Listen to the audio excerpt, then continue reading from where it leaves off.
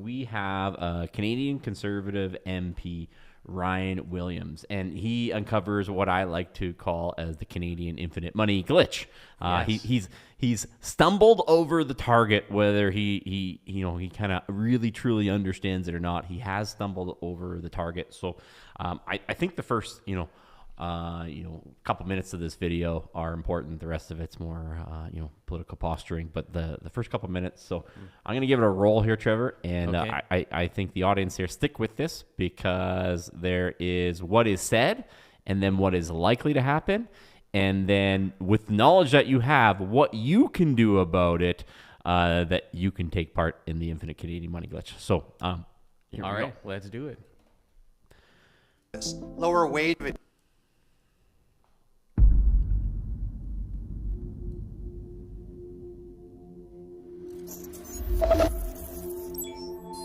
Canada is made up of monopolies. Banking, groceries, airlines, cell phones, home internet, even beer. Across almost every sector and industry, monopolies and oligopolies reign supreme. And there are few winners and many losers when there's less competition. Lower investment, lower productivity, fewer startups, higher prices, worse service, lower wages, and more wealth inequality. More monopolies means that Canadians pay the highest fees in the world for less. For Canadian cellular phone plans, out of 64 countries of 128 telecommunication carriers, Rogers, Telus, and Bell are number 1, number 2, and number 3 for priciest carriers in the world. 3 times as expensive as Australia, twice as expensive as the US and Europe. What's worse, most Canadians have no idea if you pick a brand like Fido, Koodo, or Virgin, they are all brands owned by the top 3. 2 airlines in Canada control over 80% of all the business. The largest, Air Canada, just got ranked dead last in on-time flights and ranking of North America Airlines.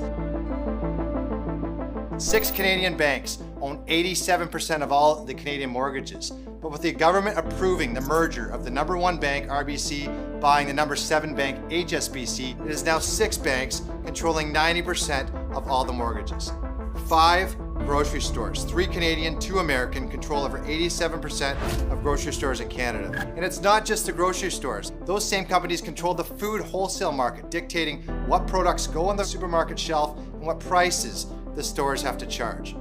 Home internet isn't any better than cell phones, with the only alternative, low orbit satellite, fully controlled by another monopoly, the American-owned Starlink. In Canada, you can't get more Canadian than beer. But just 2 beer companies, neither of them Canadian-owned, control over 85% of all beer sales in Canada, with even some provinces actually giving monopolists total control on the distribution and sale of alcohol.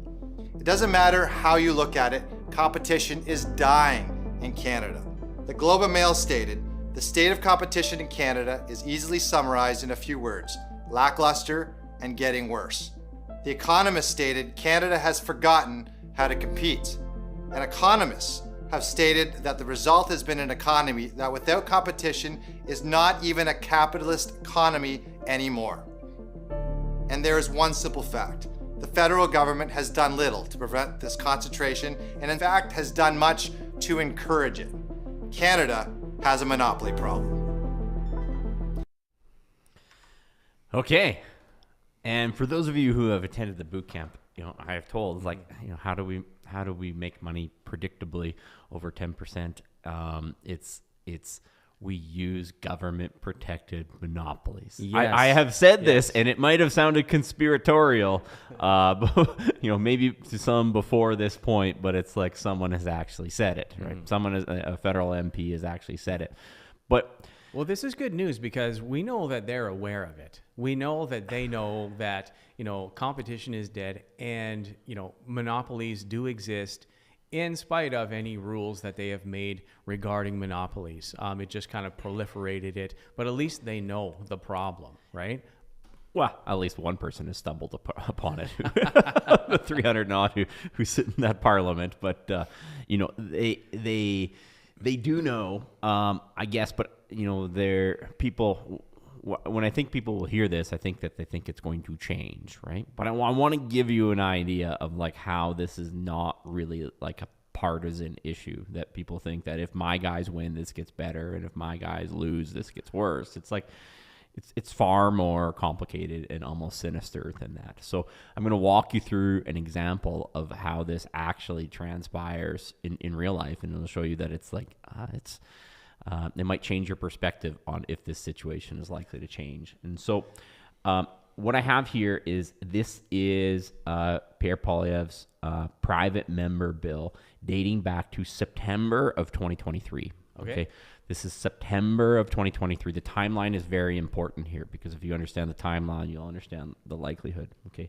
That he says that they're going to provide a 100% GST rebate. That's not without GST. That's a rebate that you apply for on new residential rental property for which the average rent payable is below market rate. That's in September of 2023. Okay. Fast forward and back into December, they're still on the Liberals about the housing problem. And they're telling, Poilievre is telling the National Post that Poilievre's housing plan includes a GST rebate for the construction of purpose-built rental homes, just like the proposal the Liberals recently passed through the House of Commons, but with a key difference. Okay. So now this is in December. So they're September of 2023. They introduced this private members bill. December, they're doubling down on it in the media. Okay. And then, people have short memories, but thinking back to the summer of 2024, all of our great liberal minds met in Halifax to solve our housing crisis that somehow snuck up on them over 10 years. So they caused the problem, and they're going to create the solution for the problem that they've caused. Got it. That's right. Okay. That's right. And so that's now, and who are they going to meet with? They're going to meet with so-called experts. So they're going to invite the experts. The experts. The experts to help them solve the problem. But people, who do you think the experts work for? Do they work for small private consulting firms? Do they think they called in a couple of, Bob the builder, who builds 3 houses a year in Toronto? It's like, no. They called in the experts from the same companies that supposedly you're trying to, reduce their monopoly on the market, right? Yes. And so add more competition, lower prices.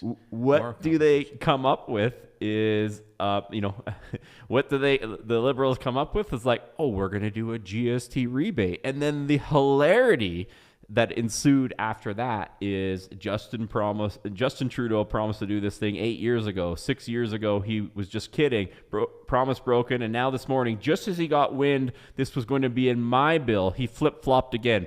So basically, Pierre Poilievre wanted the exact same solution as Justin Trudeau, and they were arguing over who should get credit for the solution.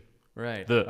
Solution. Yeah. Right? So here's a steaming pile of dog crap solution to the housing crisis, and who's going to jump on it first? Well, that's my steaming pile of dog crap, not yours. And they further rate from the Conservatives' website. It's like, remove GST on the building of any new homes, and this is back in September. Okay, remove 23. GST on the building of new homes with rental prices below market value. What does that mean? So that's slumlords. So I'm going to tell you what that means. That's low income housing. That's dog crate housing. Yeah. So they both listened to the experts, supposedly want to get rid of monopolies, but they're going to listen to experts who work for these monopolies, and they're going to come up with the solution is that purpose-built rentals, 5 units or more. If you build one of these things, you can submit an application with 200 or 300 pages, and maybe they will give you your GST back, right?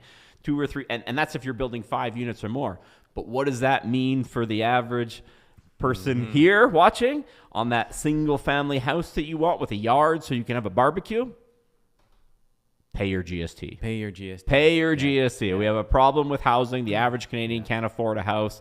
But pay your GST. There was never a plan at that time to reduce any GST whatsoever. Okay? No. So all the small builders, people who are looking to get into the market, buying their first small home, first home, too bad for you. Only if you're a big builder is this ever going to grace your pocketbook. Yeah.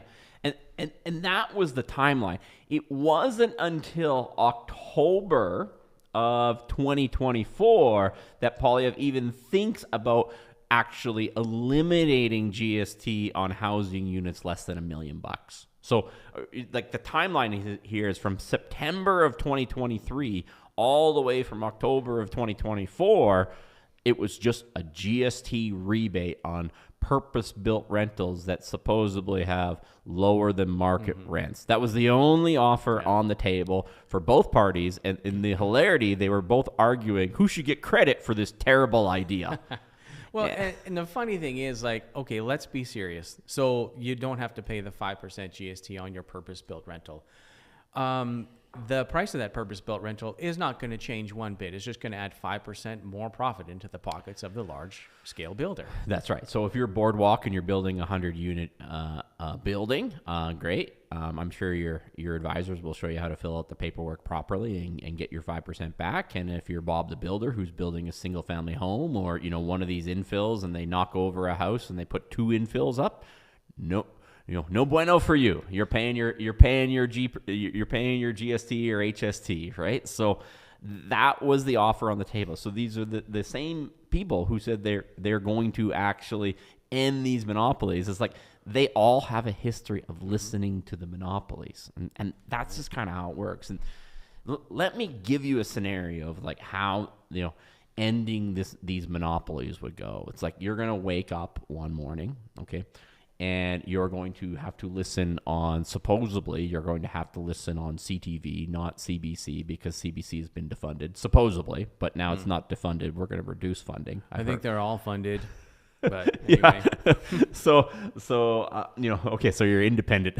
You're independent. You're going to hear it here on this YouTube channel, right? And the news announcement is going to be, due to increased competition, TELUS has entered bankruptcy and has laid off all 108,000 Canadian workers who work for TELUS. Right. Is that what you actually think? You actually think that any government, whether it's the Liberals or the Conservatives, have the balls to do that? No chance. Due to increased competition from these dozen upstart telecom companies who are running things efficiently with 1/10 the workforce and using AI and all this beautiful technology and good customer service, that suddenly they're going to let TELUS fail and lay off everyone. Does anyone out there actually think that is like, that's what you have to believe in order to believe the rest of the video, which I'm not even going to show you the rest of the video because I don't believe the rest of the video of how they're going to eliminate it. That's the ultimate conclusion for that. That's he talks about the banks. That means all these neo-financial online banks, basically one of those big 6 banks, Scotiabank, you're richer than you think. They're going to announce, hey, guess what? Scotiabank has entered into bankruptcy. They sold off all their mortgage assets to RBC, and all 88,000 people who work for Scotiabank are out of work. That's not going to happen. It's not going to happen, people. It's not going to happen. Like, so, I mean, if you want to base your investment portfolio on that, like, go ahead. That's not what I do. Okay. And it was a hard pill for me to swallow when I came to this realization, because I thought it should be about picking the best companies with the best ideas and the best management, and the market forces would reign supreme. But then you realize that the entire market is heavily manipulated, and some basically have just de facto protection, too big to fail, too big to let any entrants come in and compete with them. And then that's what you realize is, like, it's not the best company, it's the one who has the most protection, the government protected monopolies, that are going to win. And if you look at the historical performance of these companies and the track record, you can identify which ones are, dramatically outperform the market. Like, they just outperform the market. And so some of them won't, because it's important. It's not all of them. Like, if you would have just invested in Air Canada never would have made my list of criteria, because there's an intersection of the companies who have, basically government protected status, and some who also have good corporate governance that returns the profits to the shareholders. Okay, some of them just have government protected status, and they're just going to continue on in hilarity, and not even the shareholders are going to make money off of that.